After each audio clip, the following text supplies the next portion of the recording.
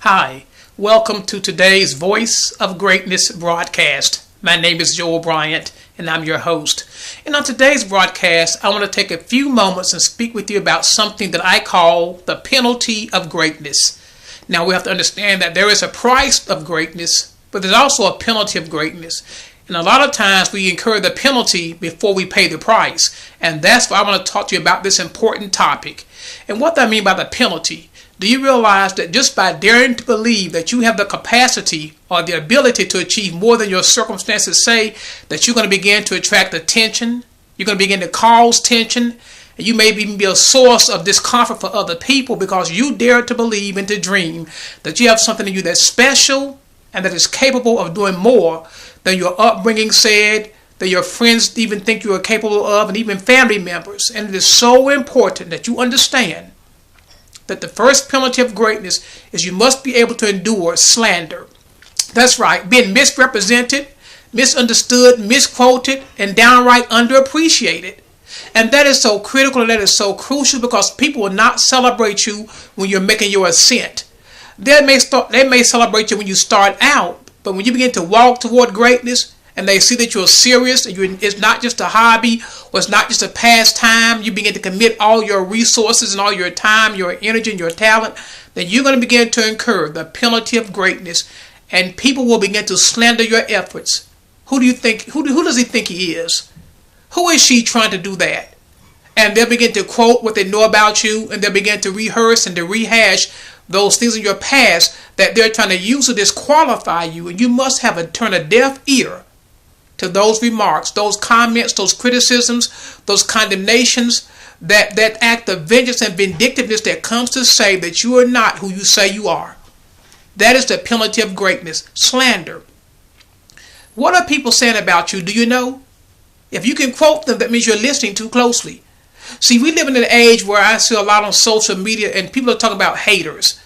Everybody has haters. That's a slang term for people who tend to oppose your pursuits. And I'm thinking if you were really doing something, if you were really committed, you don't have time to listen to what people are saying who's not on your track, not on your trail, who don't perceive your truth. I want to encourage you today. Be willing to pay the penalty of greatness. It is normal. Slander. Also, the second penalty is scorn. When people see you, they may sneer their nose or roll their eyes or take a deep breath or show some kind of contempt or disgust, and that's okay. Because it's not personal, it's internal. When people respond that way, it's more of a critique of how they feel about themselves than more so than how they feel about you. And if you don't understand that, you will internalize that rejection. You will internalize that demonstration of emotion, and you'll begin to become lax and indifferent, careless and casual. Believe me, it happens every day. See, if you're going to achieve greatness, you have to have the energy. You have to have vigilance, the ability to stay focused, to stay attentional and attentive and not be distracted nor diverted by those things that distract ordinary people. I used to always tell some of my friends, I'll say, here's a shortcut and a shorthand to how to achieve greatness. And this will help you to endure the penalty of greatness as well. When you're incurring that penalty, when it seems to come one after another, you have to take this attitude. In every situation that you find yourself, ask yourself one simple question. In this situation, what would the average person do? And once you decide that, you do the opposite because that's why they are average.